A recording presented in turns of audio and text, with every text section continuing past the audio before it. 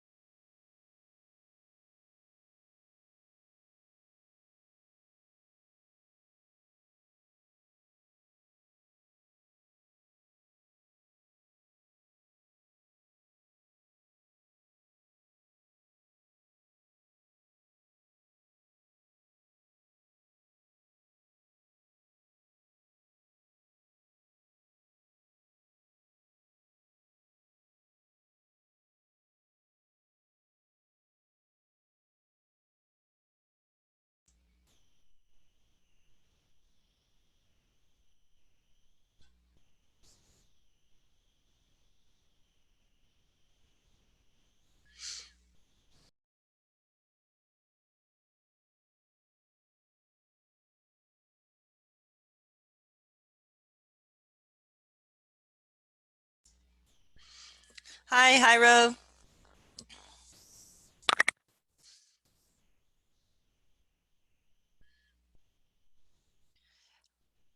You should see, if you don't have audio, that's okay, or video, but you should see the ability to chat if you wanted to send me any messages, just so that you know.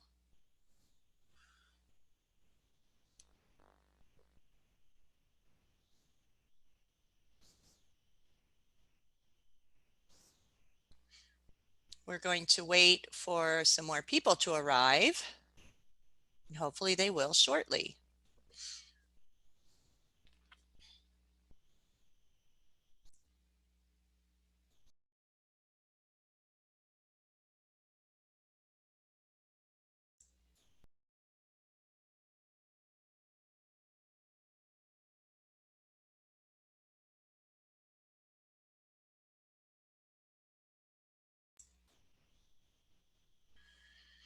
Can you hear me now?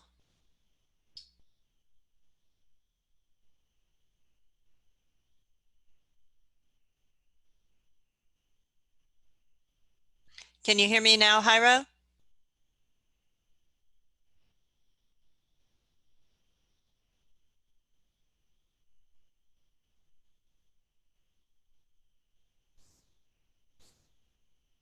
What is that?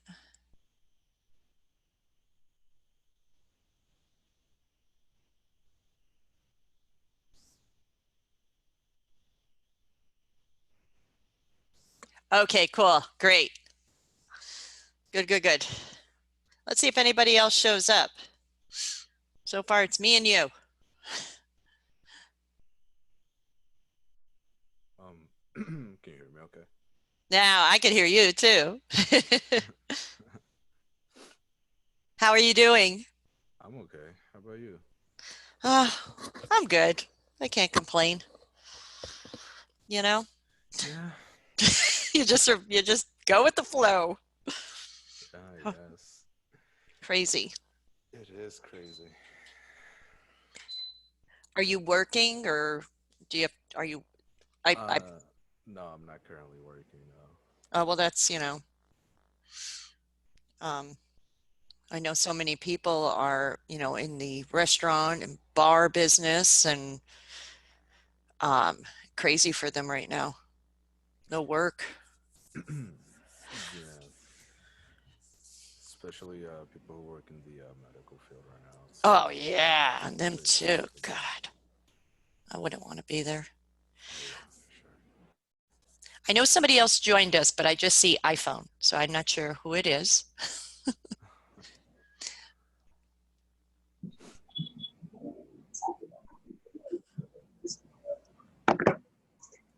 iPhone. Who is that? Hello.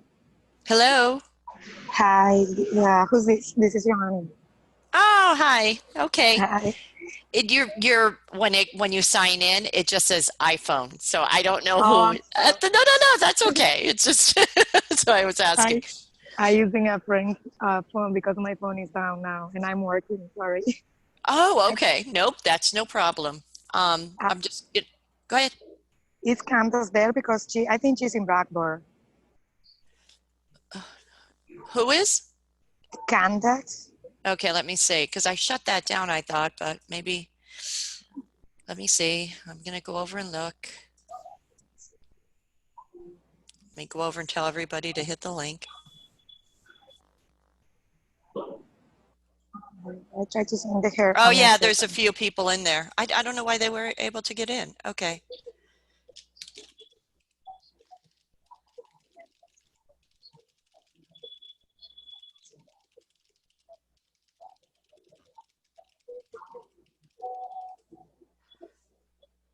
Let's say. What? What do you mean? Let's say. Let me. Not letting me do it. Oh, nothing has been said since you joined. Okay, wait.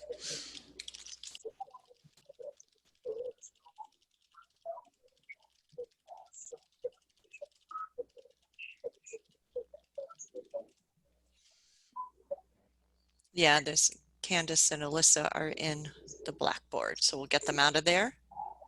Okay, I tried to send her a message how to log in. Yeah, I told them both to go over to the Blackboard announcements and get the link for the new meeting space. Okay, thank you. Mm-hmm. I'm going to put, let's do this. I'm just going to put you guys.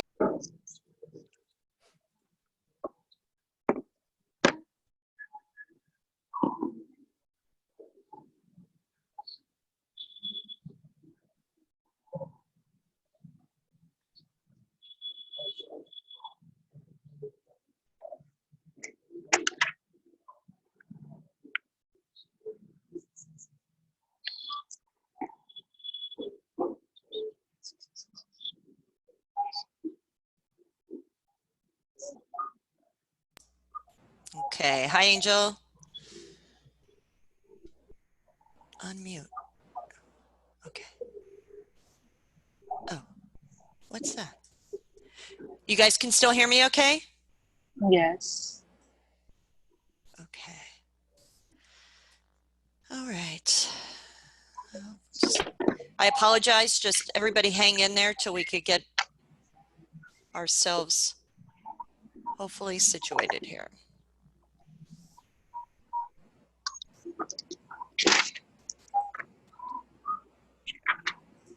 Let's see if those guys got out of there. Whoop. All right. Oh, goodness.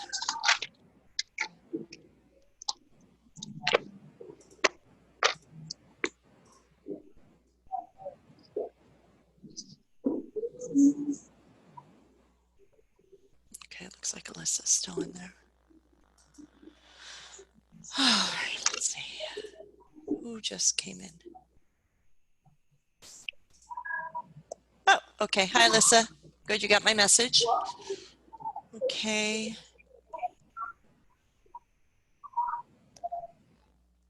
All right. Okay.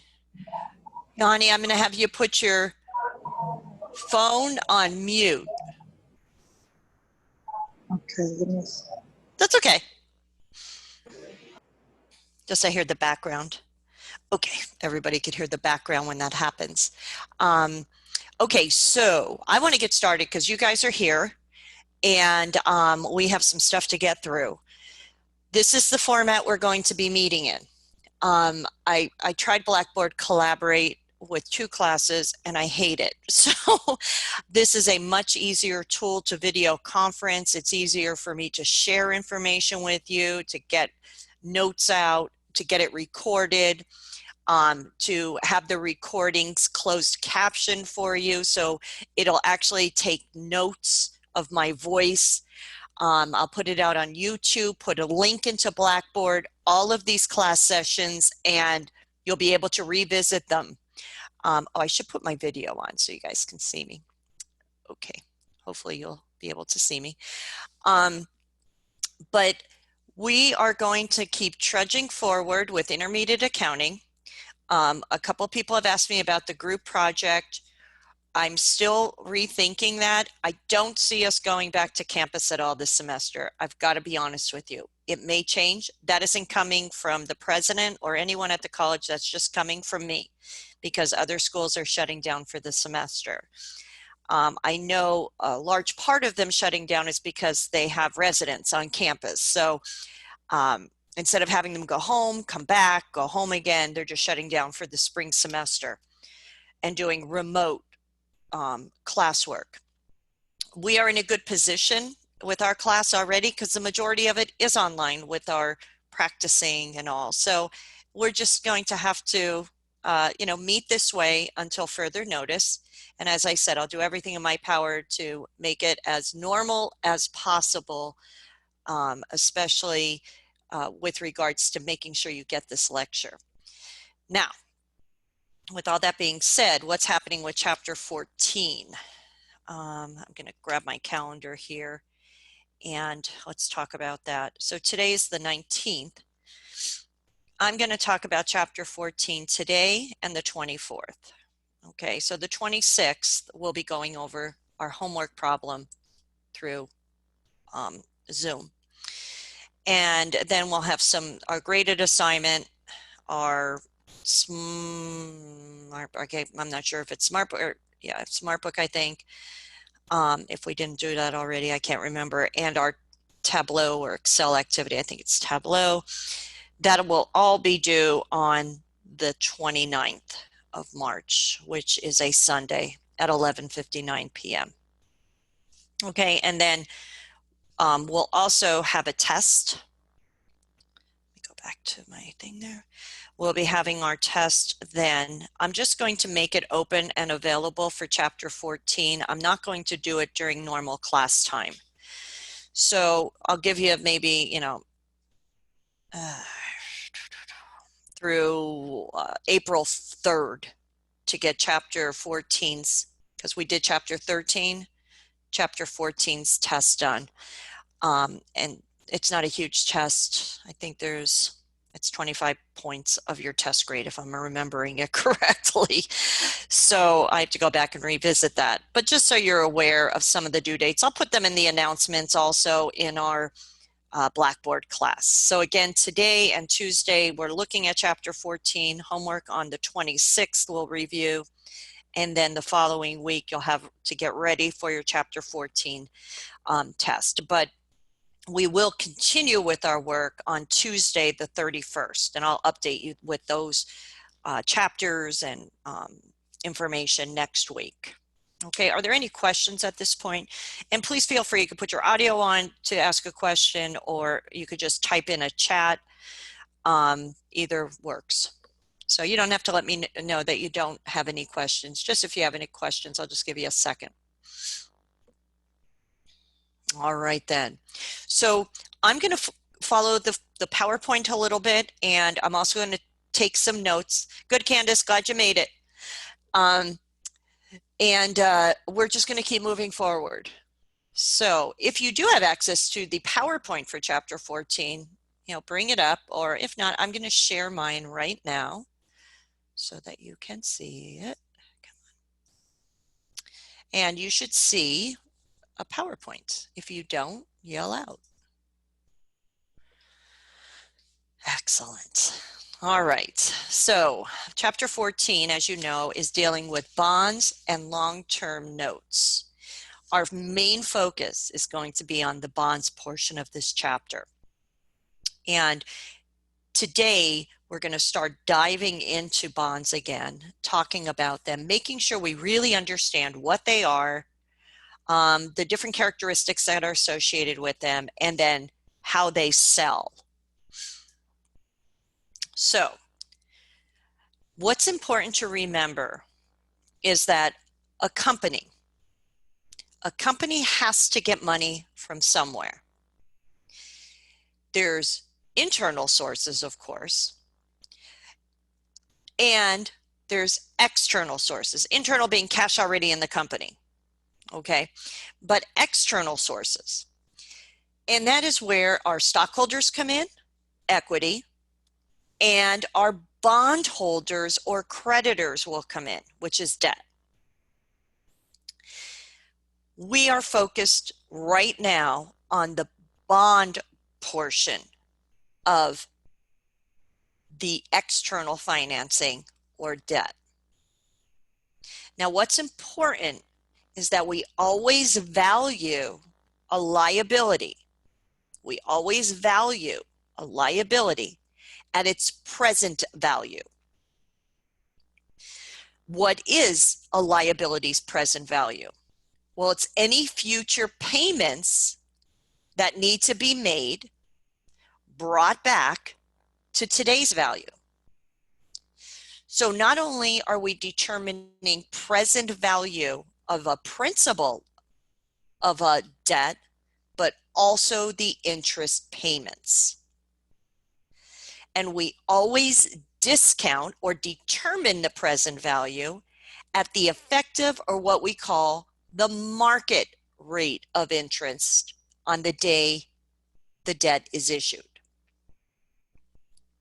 Now, when it comes to borrowing from a bank, normally you borrow at the effective rate of interest.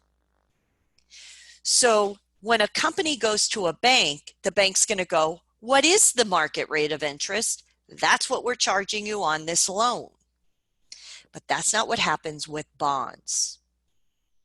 So let's take a look at what a bond is and why we wouldn't borrow, the corporation's borrowing at the effective rate of interest. So we say a bond is sold, but the reason we say that is because there's a market for bonds. Just like stocks can be sold and purchased in a stock market, bonds or debt of the corporation are also purchased and sold between bondholders in an active market. So when a corporation initially borrows the money, they say they issue or sell the bond. Now, what is a bond? It is, as I said, an agreement between a corporation and the person who owns the bond. The corporation borrows money initially the first time they sell the bond. The corporation promises to pay back at a future date a face amount. And you could see we have many different terms to describe this face amount. And that's part of the what you have to tackle in this chapter. Principal, par value, stated amount, and maturity value are the same thing. Face amount. All of those are synonymous. They mean the same exact thing. So you'll hear those different terms, but they really mean the same thing. What the corporation promises to pay back on the maturity date. What the corporation promises to pay back on the maturity date.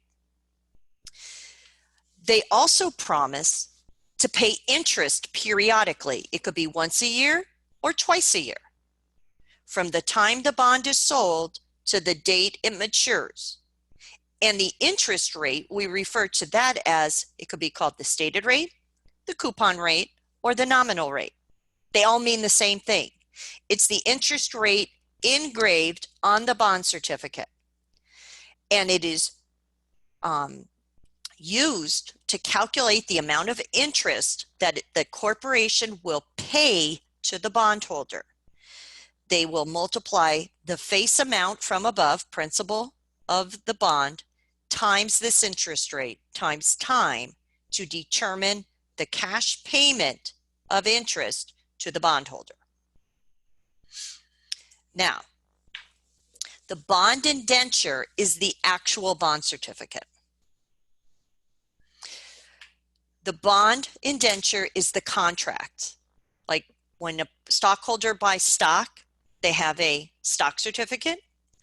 When a bondholder buys a bond, they have a bond certificate. But there's different information on a bond certificate or indenture. And it defines what the corporation is legally obligated to do for the bondholder. These are the promises. If a company fails to live up to the terms of the bond indenture, you could take the corporation to court. Just like any other time a corporation fails to pay according to a loan agreement. Now, there are different types of bonds or characteristics of bonds, and it all depends on what the corporation decides to do. The most common kind are called debenture bonds. This is a term we use to describe when corporations borrow money from bondholders, sell bonds, with no assets used as collateral to protect the bondholder. So they're borrowing the money on full faith and credit. So the bondholder is saying, I'll give you $1,000, if that's normally the value of a bond, and I hope you pay me back. Sometimes there are assets pledged, but the most common kind, and what we call the debenture bond, doesn't have any assets collateralized. Okay, one second. Somebody's texting me, so there might be an issue. Oh, are you okay, Candace? Oh, no.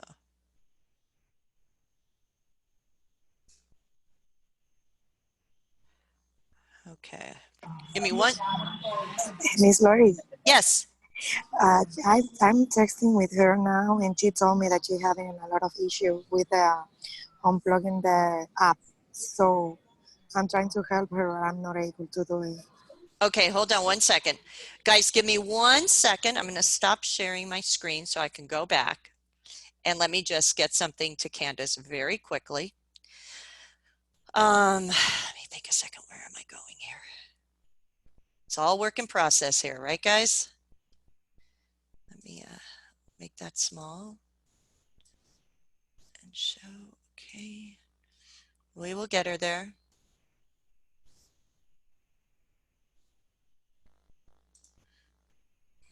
Goodness.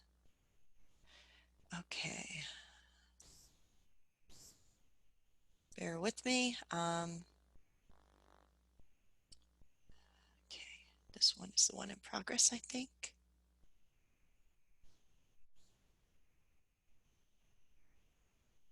Meetings. Okay.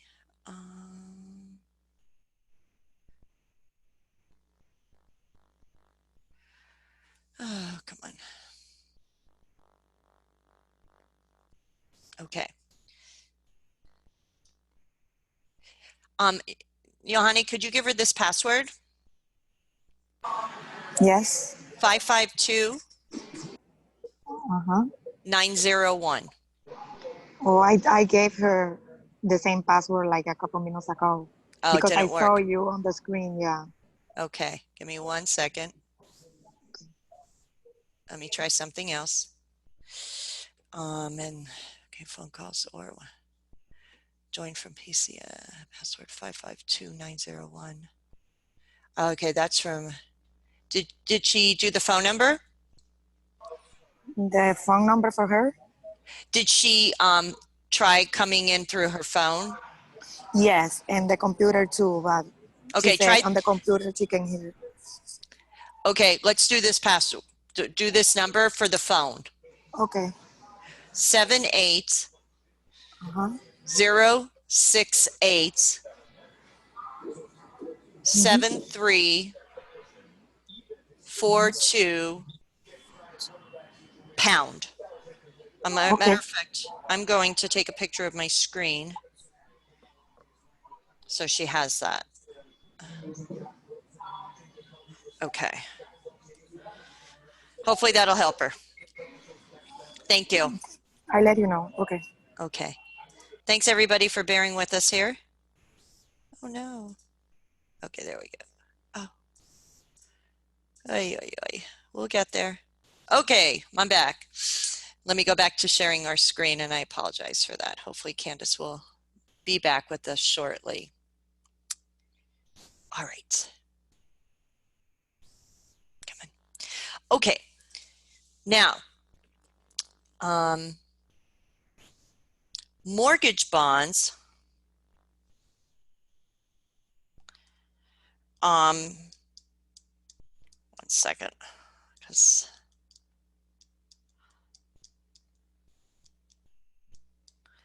okay, mortgage bonds do have collateral attached to them, just like a regular mortgage would. Okay, now as it says, there's usually less risk, usually because of that, because you have a less risk as a bondholder, these are offered at lower interest rates. And meaning, if the corporation defaults on this bond, then you definitely will get an asset, some type of real estate. So you don't have as much risk as you would with the debenture bond. So when you don't have as much risk of being repaid, you normally are given a lower interest rate, just like your savings account.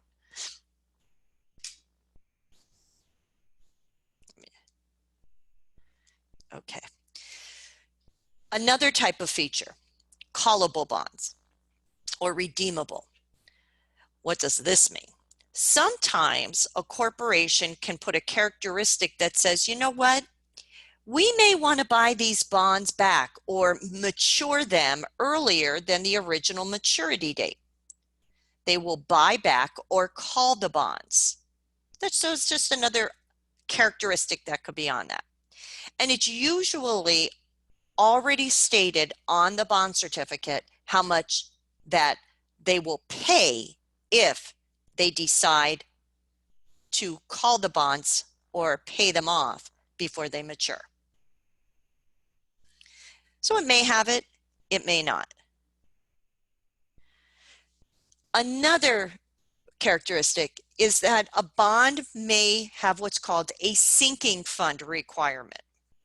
Now, a sinking fund is, I'm not sure where that term came from. I'm sure we could Google it and find out, but it's essentially saying the corporation has to start a savings account to save up to repay the principal at the end when the bonds mature. Okay. Now, also it says there the corporations may be required to redeem bonds on a prescribed year-by-year basis. That's more of what we call a serial bond. What that means is, let's say the corporation wants to raise $5 million. Well, they're not going to sell one bond for $5 million. Who's going to buy it? There's not much of a market out there. So normally what a corporation does is break that $5 million down into $1,000 bonds. So whatever, 5,000, $1,000 bonds they'll sell. Well, maybe the corporation will say, well, we don't want to pay back all $5 million at the end of 5 years. Maybe we'll pay back 50% of the bonds at the end of 5 years and the other 50% at the end of 10 years. Okay, so not all bonds can mature on the same date, and that's what we call a serial bond. Okay, and that's there in, as you can see, retired in installments during all or part of the year of the issue, with each bond having its own maturity date. The final characteristic, so these are just potential characteristics that could be on a bond. It doesn't mean all of them will be on a bond or any of them will. Convertible bonds. Sometimes the corporation may say, you know what, let's give ourselves the option or give the bondholder the option. Maybe they can take repayment of the bond in cash, or instead we'll repay the bond with our stock. So we say they convert the bond as a creditor into stock as an owner. So it's just another way of repaying the bond principal to the bondholder. So we just want to get all these different characteristics out of the way. So you want to become familiar with them. And it's just a quick question here. Which of the following is not true concerning types of bonds? Well, a denture bond, debenture bond is secured only by the full faith and credit of the issuing corporation. Well, that's true. A call feature on a callable bond allows the issuer to buy back outstanding bonds at a price to be predetermined at the call date. That may or may not be true, right? A mortgage bond is backed by the lien on a specified real estate owned by the issuer. True. Oh, we didn't talk about coupon or bearer bonds. Require the holder to clip a coupon attached to the bond to redeem interest payments. And that's actually true. So when it comes to interest, it's actually B is the one that is not true. Because we said before, it has to be on the bond certificate how much a callable bond will be bought back at.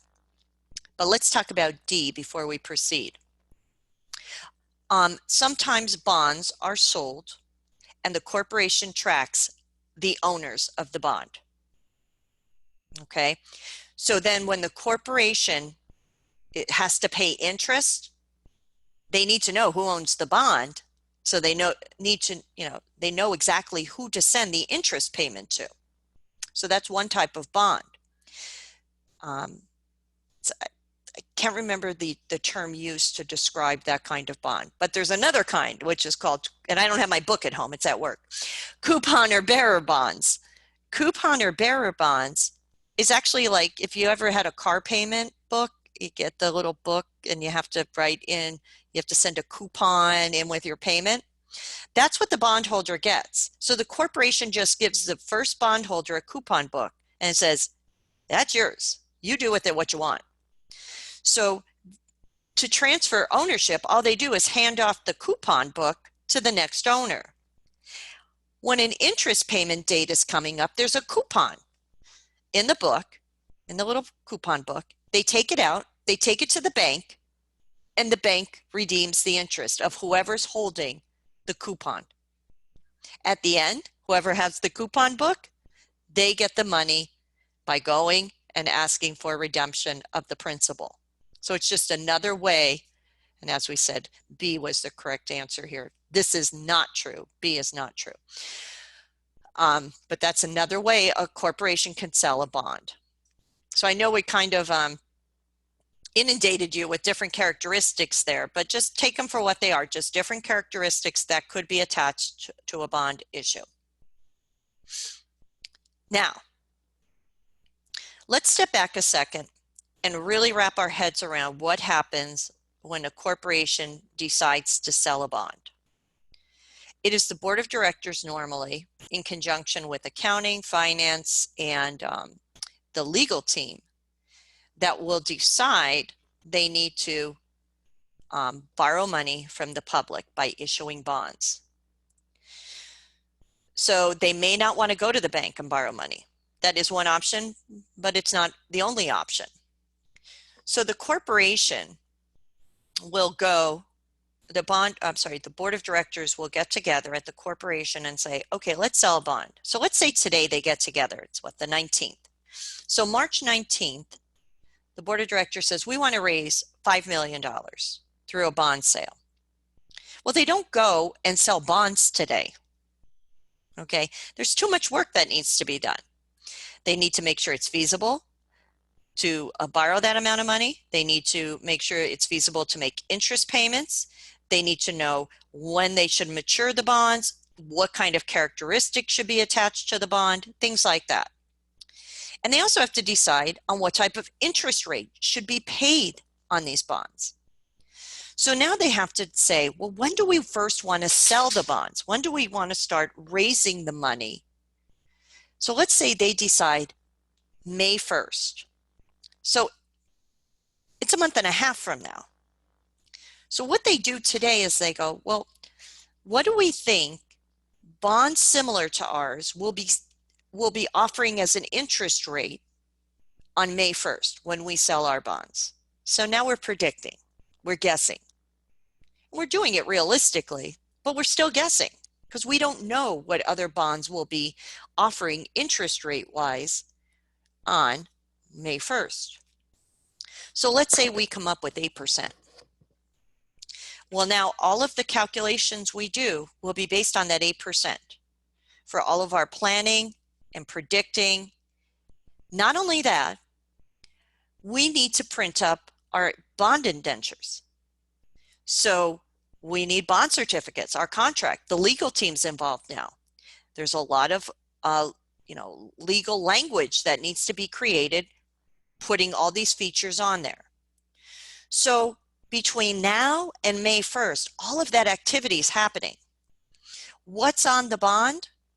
Just to keep ourselves simple, let's say we sell one bond for $5 million. We say principal on the bond is $5 million. Now remember, going back a few slides, what are we really saying there? At the end of the bond's life, we will pay back the corporation $5 million. That is the bond's principal. And during the next 10 years till it matures, I just made that up, we will pay 8% interest annually. That information is put into the bond certificate indenture, the contract. That is in stone. Now, May 1st happens. Now let's see. Let's keep going here. So when a bond is sold, it becomes a liability to the corporation. The person buying the bond has an asset. So let's say on January 1, Masterwear Industries issued 700,000 12% bonds. 700,000 being the principal of the bond, and we have all those other terms to describe it. 12% is the stated or contract rate of interest. That's the thing written in stone. That's what's promised to the bondholder by the corporation. Interest of $42,000 will be paid June 30th and December 31st. So to calculate the interest, principal 700,000, 12%. Since it's twice a year, now multiply that by 6/12. 4,200 each interest payment. The bond matures in 3 years. This bond was sold for $700,000. Now, one person bought the bonds, and they're going to hold them to maturity.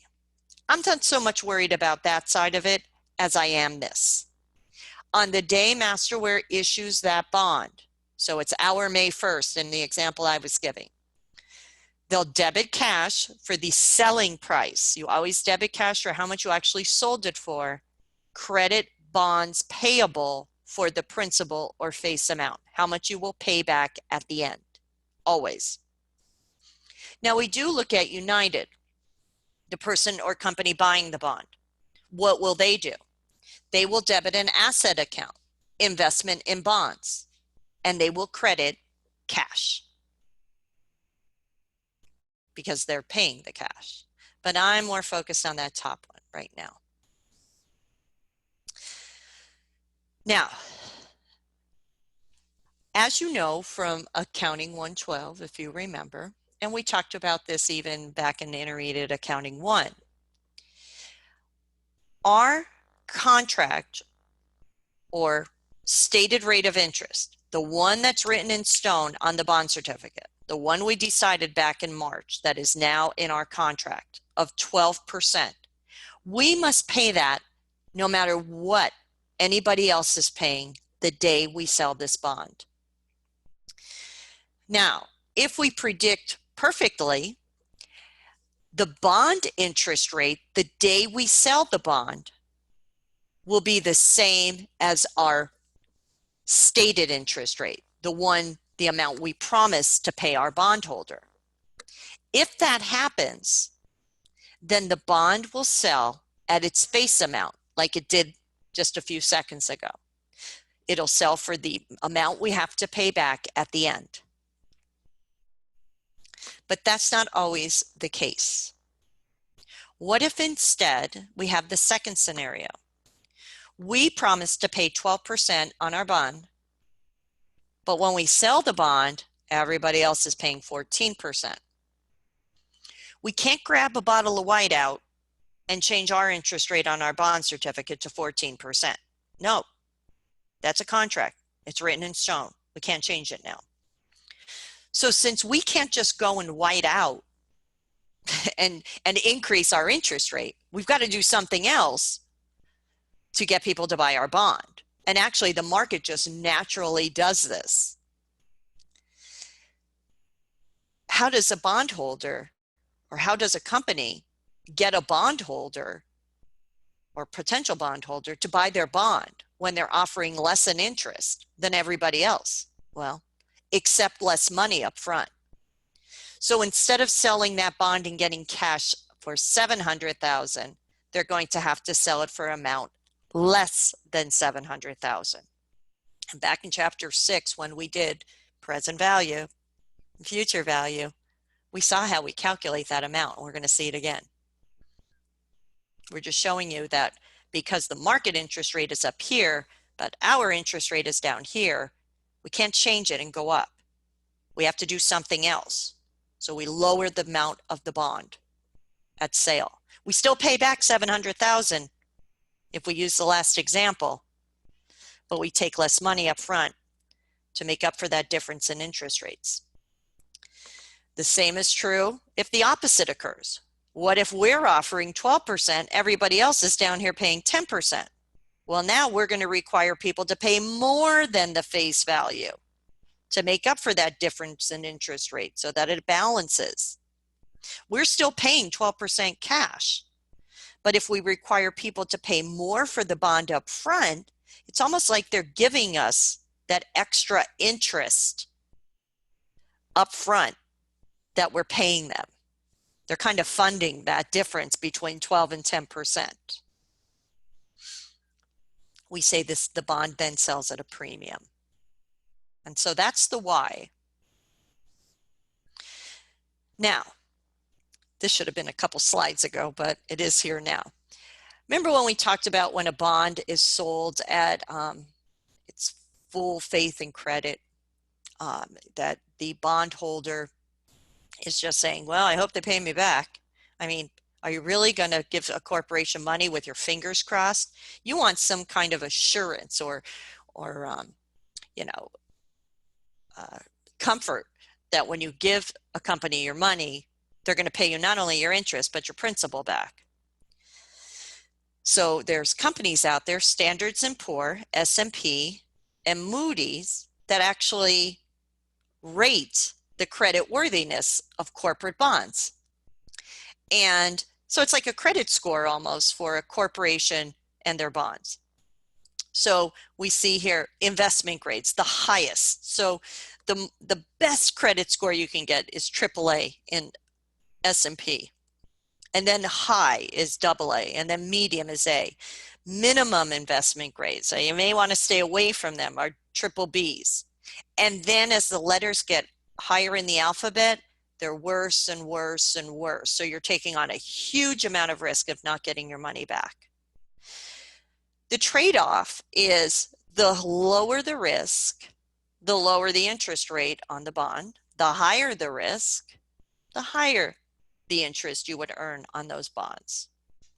Okay, so they have similar rating systems, but just so you know, that is out there and people should look at it. So let's go to determining the actual selling price. This takes us back to our intermediate accounting one. So again, today we decide we're going to sell a bond.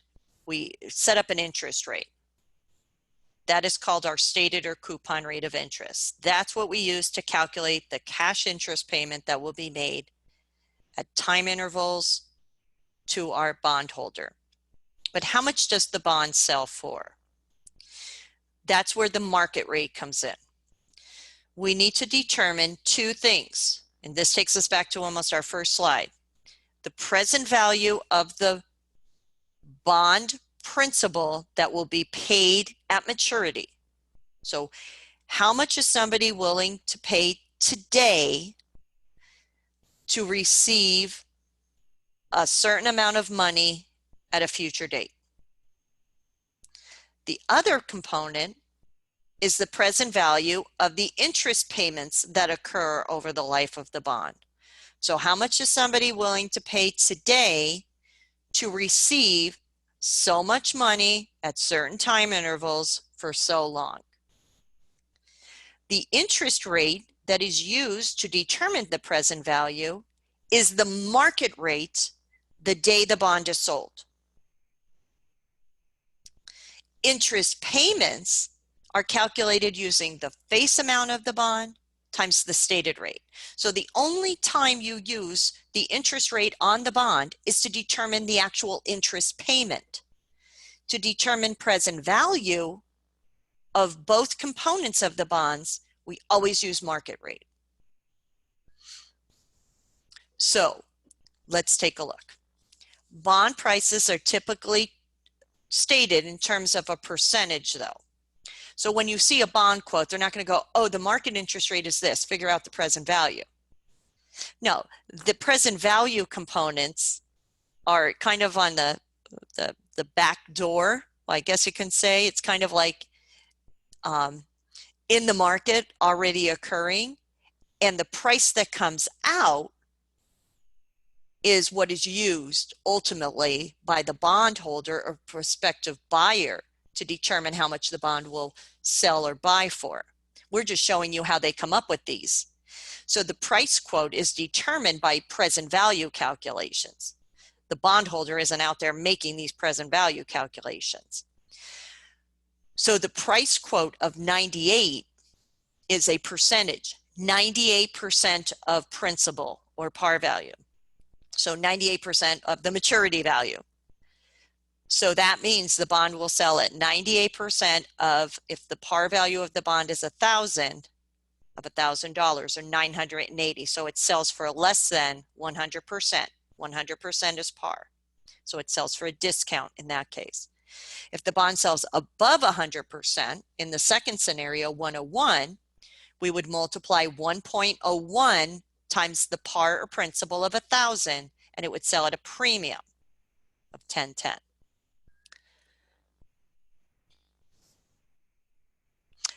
But since we're accounting and finance people, we want to make sure we understand how to determine the present value. On January 1, 2021, Masterware Industries issued $700,000 12% bonds dated January 1. So let's make sure we understand here. The $700,000 written in stone, that's what we're paying back at maturity as Masterware. 12% is our stated bond or stated rate. That's written in stone. That's what we use to calculate the amount of cash being paid to the bondholders. Interest then is $42,000 every June 30th and December 31st for the next 3 years. The market yield for bonds of similar risk and maturity, so that's our market or effective interest rate, we use both terms to describe market rate, is 14%. So everybody else's bonds are out here paying 14% interest. Ours is coming in at 12. Okay, so let's see how much these bonds will actually sell for. We need to determine the present value of the principal and the present value of the interest payments. The present value of the principal, remember, we're trying to figure out how much that one payment in the future is worth today. And we do the same thing with the interest. But remember, the interest isn't occurring all in $1 amount at the end. It's happening every 6 months for the next 3 years. So the interest is present value of an annuity, and interest is always an ordinary annuity. Interest is always paid at the end of each period. Notice there's no interest payment occurring January 1, 2021. It will happen June 30th, the end of the first 6 months. So we need to figure out the present value of an ordinary annuity of that $42,000 interest payment. Now, what's our N? The number of periods or number of interest payments. It's a 3-year bond. Interest is paid twice a year. So the N is 6. What is the I? I is always the market interest rate, 14%. We're going to divide that by 2 because interest is paid twice a year. So our I is 7. Now you can use your what are they called? I can't remember the charts at the end of the book. Remember, you have your different charts for present value of one, present value of an ordinary annuity, or you could use your finance calculator. But if you use your charts at the end, you will see that present value of an ordinary annuity, where the N is 6 and the I is 7%, the factor is 4.76654. So what that's saying is if you have $1 over 6 periods at 7% interest, it will be, it is worth today 4.76654. So if your interest payment was only $1, that's what its present value is. But it's not. It's $42,000. So what's the present value of those 6 $42,000 interest payments? $200,195 today. Do the same thing with your principal. But now you use present value of 1 because that's one payment at the end. But you use the same N and the same I that you use to calculate present value of your interest. So N is still 6, I is still 7%. Go to your table. Your factor will be 0.66634. So what that's saying is that's how much $1 under those circumstances would be worth today. We want to know how much 700,000 would be worth today. So you multiply them out, 466, 438. So the present value of those interest payments and principal are added together to determine the total value, present value of the bond today. And it is this present value the bond will sell for.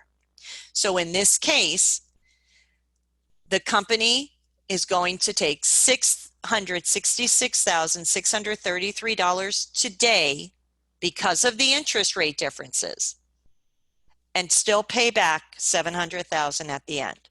So you can see there's almost what, a $35,000 difference there. That $35,000 odd dollars there is really interest. That's really interest. That's extra money that the bondholder gets to keep right up front because of those interest rate differences. I know I'm kind of flying along here. Does anybody have any questions?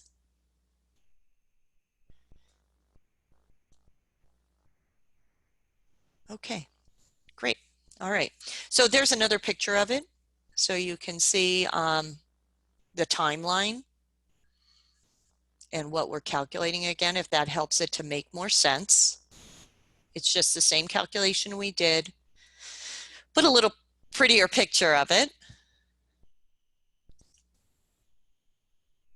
So let's see what we got going on here. Okay, so let's see how we actually record this bond sale when it sells at a discount. So the company receiving the cash, Masterware, will debit cash for $666,633. That's what they're receiving when they first sell the bond. They always credit the bond's payable account for the face amount, $700,000, because that's what they have to pay back at the end. That difference, because of the interest rate differences, remember what I said, that's really interest. That's extra interest the corporation is actually paying because they took less money up front and they're going to pay more at the end. It's just in a lump sum. So instead of us debiting interest expense today, because we're not allowed, because our accounting rules say record expense over a period of time, we have to store that somewhere until time starts passing. And then we could start removing some of it and putting it into interest expense. Well, we store that in a contra liability account. Contra liability, discount on bonds payable. So any amount in this account will always decrease bonds payable. And the difference between the bonds payable and the discount on bonds payable is called the carrying value of the bond. And that's going to be important for some calculations we're going to see. Now, just because they ask us to do it We also have to see what the investor does. I hate when your authors do this, but it is what it is. I don't want to get you confused, but United, who's buying the bond, they're going to debit their investment account for the face amount, and they actually credit a contra asset discount on bond investment. And they're going to go through the same process, but to them, that discount, that's extra money they're receiving. That's really like interest revenue to them that they all got in one lump sum. And they'll show that interest revenue over the life of the bond. It's like extra interest payment they're receiving. Why? Because in the end, Masterware is still really going to be giving a 14% interest rate. They just can't do it in cash on the meaning the interest payment. This is the way around it. And then we have the credit to cash that United would have to pay.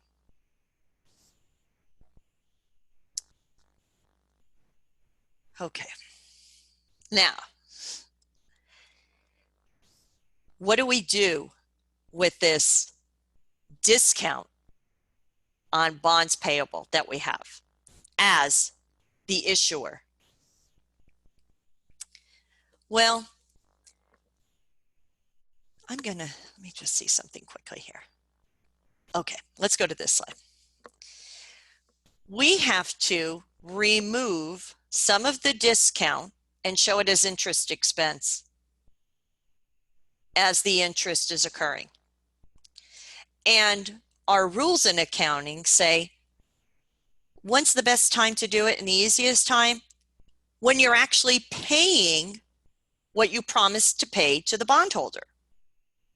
So two things, don't get wrapped up in this picture right here. Matter of fact, let's do this a second. So that, let me share something else with you here. Okay, let me go to a blank document. Two things are happening on a bond interest payment date. Here's what happens. One, the corporation pays cash to the bondholder according to the principal times the stated interest rate times time.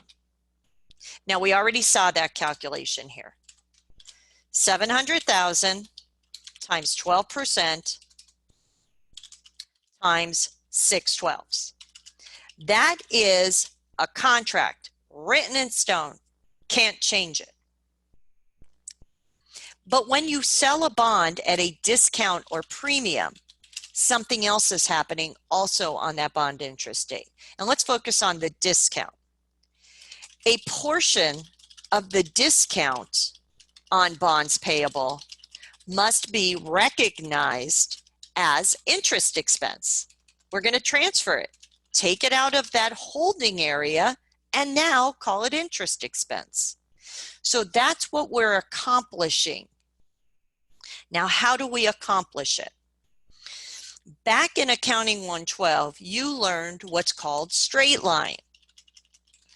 And straight line said this: take your total original discount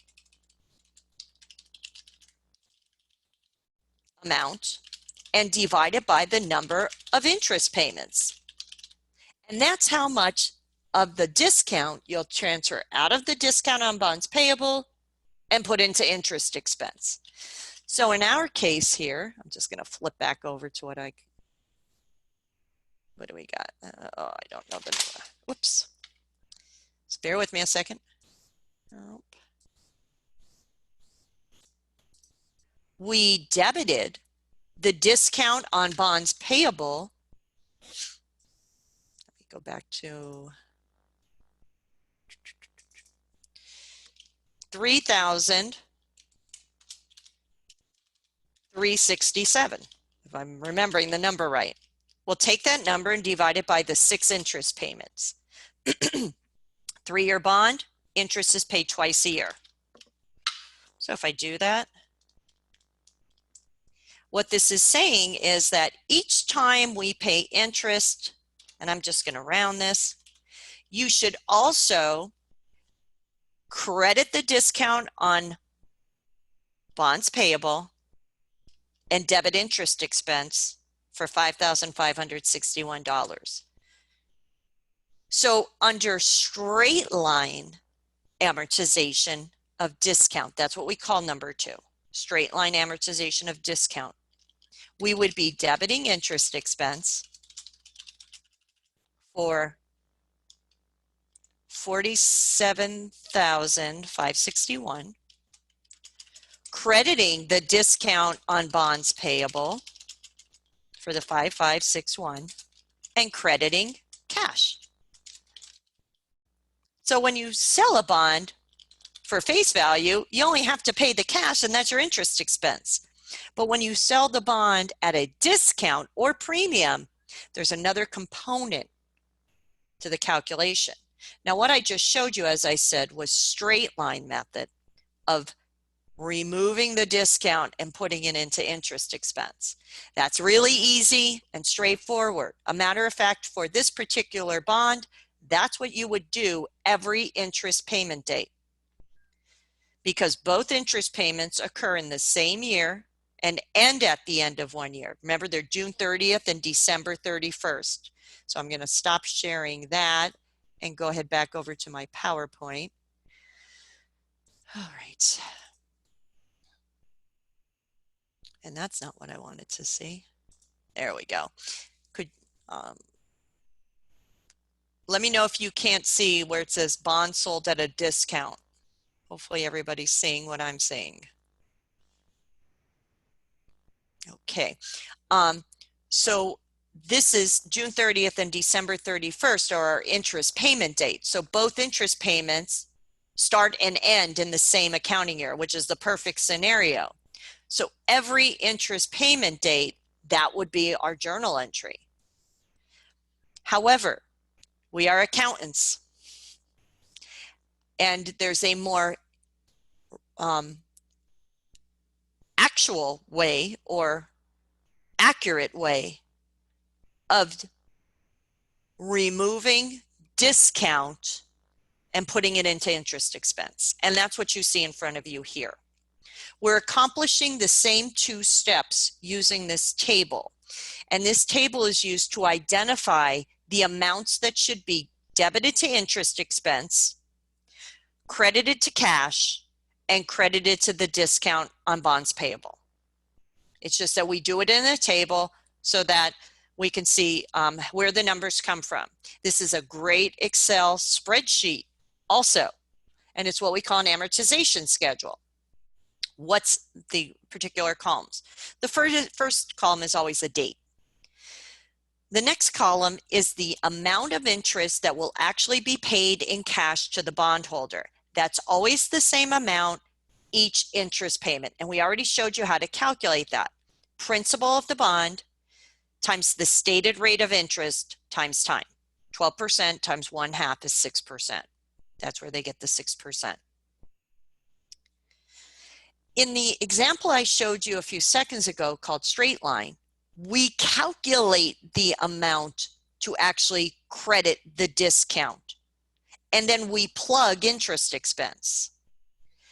In the amortization, what we call the effective interest method, using this amortization schedule, we calculate the amount to debit interest expense and then plug or just do some math to determine how much to credit the discount on bonds payable.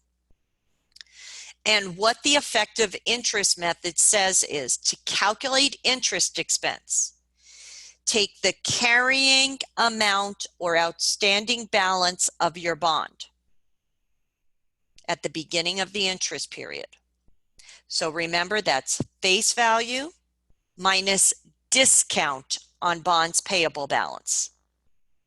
So for our first interest payment, the outstanding balance is the original bond value, face value of $700,000 minus the total discount, because all of it is still in the discount on bonds payable, or $6,666,633. Multiply that outstanding balance by the market rate of interest on the day you sold the bond. 14% times time 6/12. They get 7% because they just said 6/12 times 14% is 7%. That's the amount, that result, the $46,664 is the amount you will debit interest expense for. This amount will change each interest payment date. The difference between the interest expense you'll record and the amount of cash you actually pay is how much of the discount you will take out of the discount on bonds payable. So what we're saying here is the total interest is the $46,664. Of that, $42,000 of it is from the actual cash payment that was promised. The difference is how much of that big chunk we got up front should now be called interest expense. Now, just see something quick. Let me just flip over to here. Of course. Let's do the journal entry for that. Let me just jot those down so you can see it. 664, 42,000, and 4664. I'm just going to go back to my Word and share that. Okay. So now, under the effective interest method of amortizing discount, the journal entry instead would be, sorry about that, interest expense for this first interest payment period, 6/30. 46,664, what we calculated. We will credit the discount on bonds payable, 4,664, a more accurate number. And then we will credit cash, the 42,000. So you can see the difference between these two methods here. It's just how much we will recognize as interest expense overall and how much will be removed out of the discount on bonds payable. Effective interest method is more accurate because we're using the actual market rate to calculate interest expense. And that's why it's the more favored method. Although people go, it's harder, it's more confusing. They're like the other one better. Well, usually the straight line is a quick go-to, but the effective interest method is the method used. Now, you can use the effective or straight line if it's very, very close. The difference between the two is immaterial, but you need to learn this method because that's the one you always use on the CPA exam, right? We know that. Okay, so I'm going to stop sharing that and I'm going to come back to our PowerPoint. Are there any questions right now? Make sure this is... Yeah, I had a question. It's about the effective rate. Yes. How do you is that like the semi-annual periods or? Yes. Okay. Yes. So if that was the if the interest was paid once a year, Jairo, you would have used 14%. Okay. But since it's being paid twice a year, we split that annual rate, even the effective rate, the market rate, in half. Okay. Make sense? Yeah. Okay, cool. Anybody else? I had another question. Oh, yeah, go ahead. So it's about the amortization schedule because it's really similar to double declining method. Yes. Um, for the increase in balance, is that similar to like depreciation expense where you at the end put an amount that reduces the book value to the expected residual value, or? It's very close to that. So the purpose of the accumulated depreciation keeps increasing over time, discount and a discount on bonds payable decreases over time Okay. because you're taking it out and putting it into interest expense. This increase in balance right here really means the increase in the carrying value of the bond. So I don't want you to think in this column, the increase in balance means the discount is increasing. Okay. No, the discount is actually decreasing. Discount reduction causes an increase in the carrying or outstanding balance of the bond. Right. Does that make sense? Yes.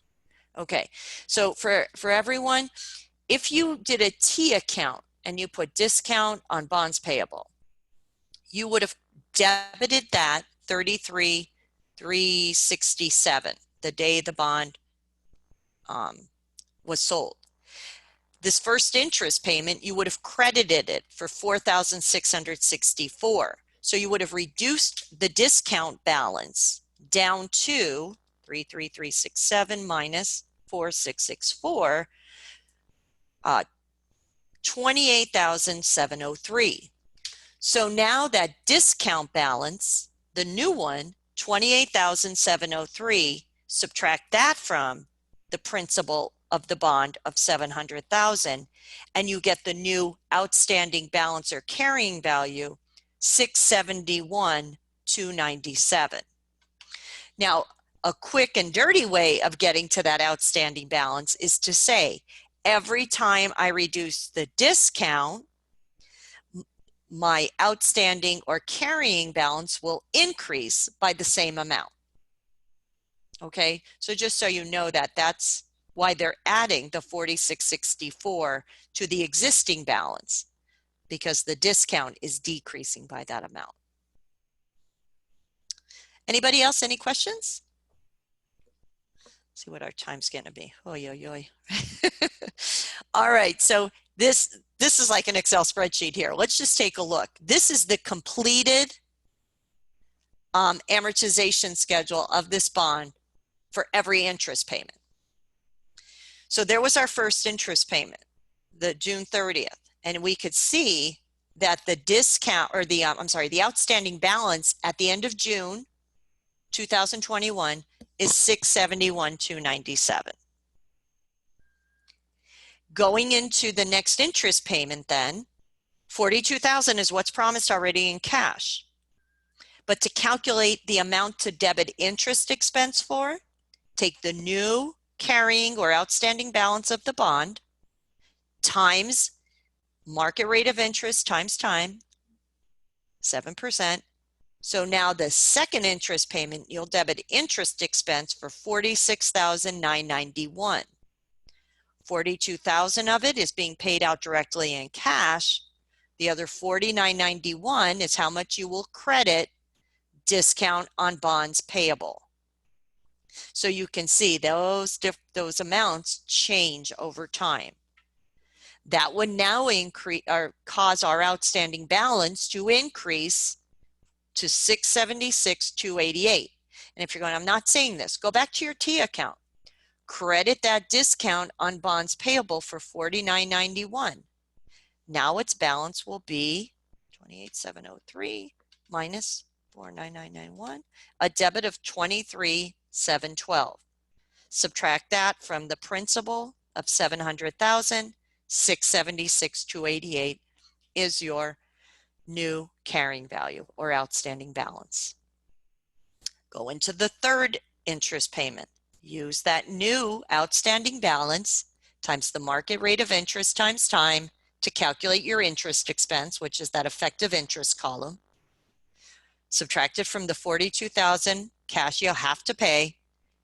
You'll now transfer out of the discount on bonds payable account 5340. That's the portion of it that will be recognized as interest expense.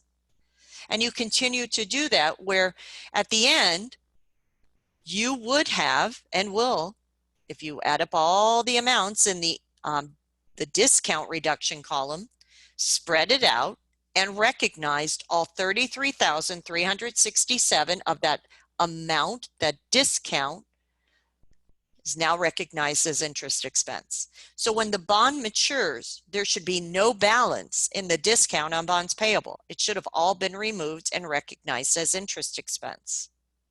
So the carrying value of the bond will be $700,000. Take a look.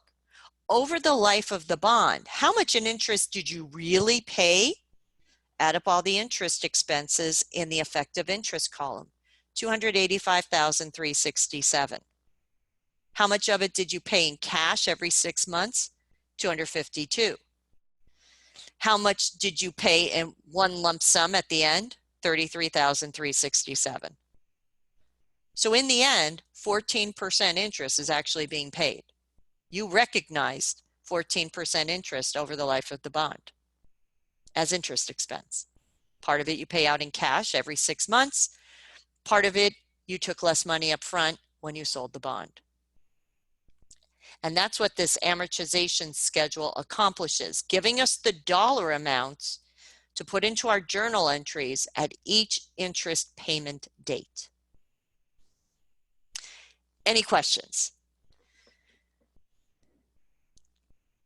All right. Well, I think that's where we'll stop for today. On Tuesday, I'm going to do another one of these Zoom rooms. Now, so you know, we'll do it at 9:30. I'll send you a link. And hopefully everybody could get on. This is recorded. So I'm going to put it out into YouTube and bring it back as a link into Blackboard so that you have it to access it. So watch for my announcement with the link. If you have any questions, anything right now. Okay, if you have any other questions or anything, email me, and I will see us all on Tuesday then. Have a good weekend and stay well. Thank you, you too. Thanks.